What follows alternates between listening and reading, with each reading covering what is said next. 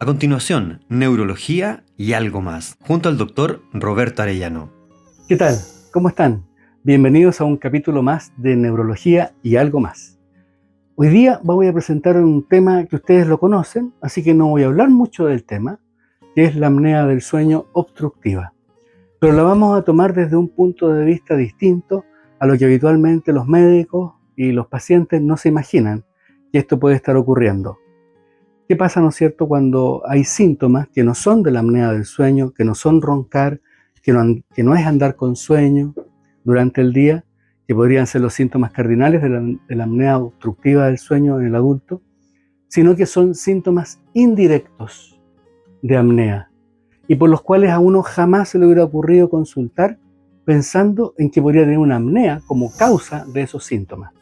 De eso justamente vamos a tratar estos dos capítulos. Este es el primer capítulo donde voy a iniciar este tema. Son algunos síntomas de los que vamos a tratar, que son las fallas de memoria que produce esta enfermedad, el dolor de cabeza que produce esta enfermedad, las crisis de pánico asociadas a esta patología, la fibromialgia famosa, que muchos pacientes la tienen y vienen a consultar por ella, y la nicturia. La nicturia es hacer pipí de noche, levantarse, uno está durmiendo, se despierta, va al baño y hace pipí.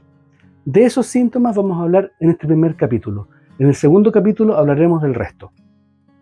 Partamos con las fallas de memoria. Habitualmente en la consulta médica yo recibo pacientes que creen tener incluso Alzheimer, porque de verdad se parece mucho el defecto de memoria que existe en la apnea del sueño con el Alzheimer.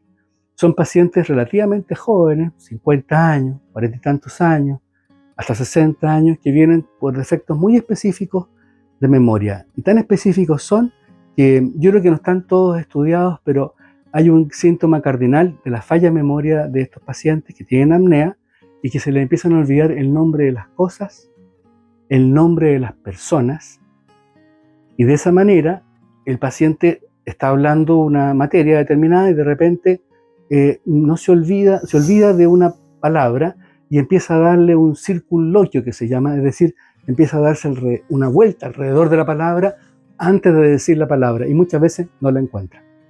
Por eso que ellos se preocupan y consultan por el defecto de memoria. Y uno al preguntarle un poco más acerca de eso, resulta que no solamente el defecto de una palabra, sino que son varias palabras las que le faltan y el nombre de las personas, incluso de sus vecinos o amigos más cercanos, de repente tienen un pequeño lapsus y no se recuerdan. De tal manera que muy preocupados llegan a la consulta y tienen claro que tienen Alzheimer o creen ellos que tienen Alzheimer. Y yo les explico que hay una enfermedad que produce muchas veces los mismos síntomas y que se llama apnea del sueño, y ahí empiezo a preguntarles por los síntomas específicos como ronquido u otras cosas más.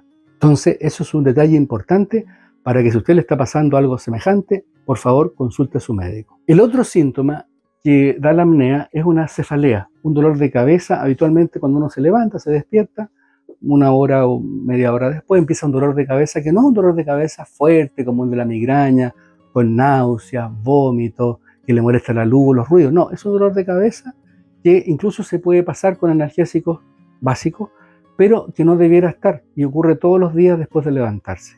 Esto se debe probablemente a la desoxigenación que tuvo el paciente, es decir, a la falla de oxígeno producto de la apnea. Recuerden que la apnea es dejar de respirar un determinado número de tiempo varias veces durante la noche y eso provoca déficit de oxígeno en todo el organismo. Otro elemento súper importante son las crisis de pánico.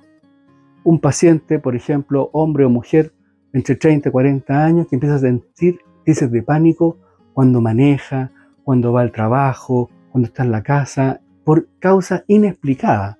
O sea, acá no hay un cuadro psiquiátrico, porque habitualmente estos pacientes van al psiquiatra inmediatamente para contarles que le ha pasado una crisis de pánico, un miedo, es un miedo muy importante que dura alrededor de 10 minutos, donde incluso se piensa que se va a morir la persona, con palpitaciones, con inquietud psicomotora, tienden a escaparse, a salir de donde están porque creen que les va a pasar algo grave.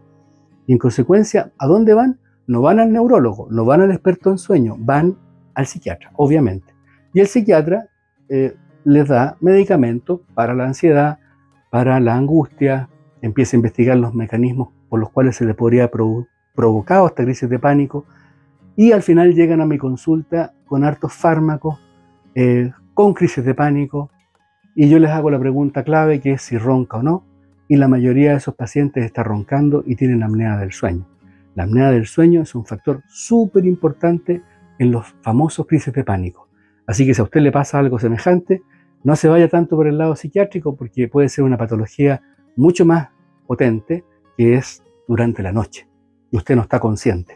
El otro cuadro por el cual llegan los pacientes pensando en que tienen dolor muscular en todas partes del cuerpo, en varios puntos específicos, es la fibromialgia.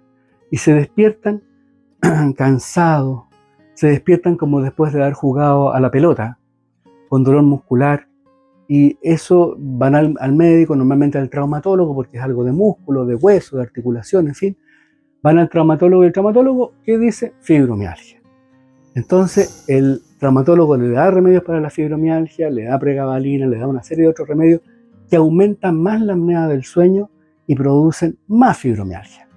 La fibromialgia, recordemos que no es una enfermedad que se pueda hacer un examen para detectar fibromialgia. La fibromialgia es una enfermedad, o mejor dicho, un conjunto de síntomas, porque ni siquiera es una enfermedad así como de cátedra, sino que es un síntoma que el paciente siente y que nosotros los médicos le pusimos el nombre fibromialgia, para que ya tuviera por lo menos un nombre al cual acudir. Pero en realidad la fibromialgia es un síntoma de muchas otras enfermedades, no solamente apnea del sueño. Puede ser un síntoma de Parkinson, puede ser un síntoma de hipertiroidismo, puede ser un síntoma de diabetes, puede ser un síntoma de enfermedades neuromusculares, reumatológicas. Tiene muchas causas, pero una de las causas más importantes y más frecuentes es la apnea del sueño. El paciente no sabe eso y va a consultar a otro especialista y después lo derivan a otro especialista más, y así finalmente llegan a mi consulta llenos de diagnósticos y en realidad ningún tratamiento fundamental o de base. Otro elemento que nosotros los médicos normalmente lo derivamos de inmediato al urólogo y no al neurólogo es la nicturia. La nicturia, como ya lo avancé anteriormente, es la capacidad, o sea, la posibilidad de que el paciente sienta deseo de orinar mientras está durmiendo, y ese deseo de orinar es tan potente que lo despierta, va al baño 1, 2, 3, incluso 4 veces, cree, si es hombre, que es un problema prostático y va, por supuesto, al urólogo. El urólogo le hace los exámenes respectivos, tacto rectal, en fin, todo lo que tiene que hacerse urológicamente, ecografía, antígeno prostático, está todo normal y el paciente sigue teniendo problemas de levantarse al baño para orinar. Hay que recordar una cosa: un sujeto normal no se levanta al baño a orinar mientras duerme. Claro, hay excepciones, pero en lo normal, lo fisiológico es que uno orine antes de acostarse y orine después de levantarse en la mañana. Entre medio no debe haber idas al baño. Si las hay, algo está fallando: el corazón, la próstata y por supuesto la apnea del sueño. Y esto lo hace a través de un mecanismo muy primitivo. La apnea del sueño, cuando se produce en la noche, hace que el diafragma haga esfuerzo. El diafragma es un músculo que está a esta altura, en nuestro tórax, y sobre él está el corazón. Este movimiento del diafragma hace que el corazón sufra el movimiento, se estire y se encoja muchas veces durante la noche, y eso hace que el corazón mande una hormona, un péptido, que es productor de orina en el riñón. De tal manera que es un sistema muy primitivo de alerta de que mejor despierta y anda al baño antes de seguir ahogándote. Ese es el mecanismo, digamos, que uno podría interpretar a partir de esta biología. De tal manera que esos pacientes que habitualmente van al urólogo no tienen cura urológica, tienen cura neurológica al contrarrestar la apnea del sueño, que evita este mecanismo primitivo de despertar en caso de emergencia. Es así como hemos llegado al primer capítulo de las complicaciones indirectas o los signos indirectos de la apnea del sueño, que es un tema fascinante. De hecho, yo escribí este libro justamente para que mis colegas vieran a través de los síntomas de los pacientes que le llegan a ellos, a su consulta, al urólogo, al traumatólogo, al psiquiatra, vieran a través de esos síntomas que están ligados o que pueden estar ligados a la apnea del sueño. Por lo tanto, es una materia que ya algunos médicos conocen y manejan. Espero haberlos entretenido con este tema que es tan novedoso porque se toma desde otro punto de vista. Es un análisis inverso de esta materia. Este programa está auspiciado, ustedes saben, por Respilife, una empresa de carácter internacional que trabaja en Chile y tiene socios por todo el mundo. Están preocupados de las enfermedades cardiovasculares y respiratorias en tanto a tratamiento, detección y tratamiento de estas enfermedades. Respilife está siempre con nosotros. Y nos vemos en el segundo capítulo de este tema, en el próximo Neurología y algo más. Doctor en Casa presentó Neurología y algo más.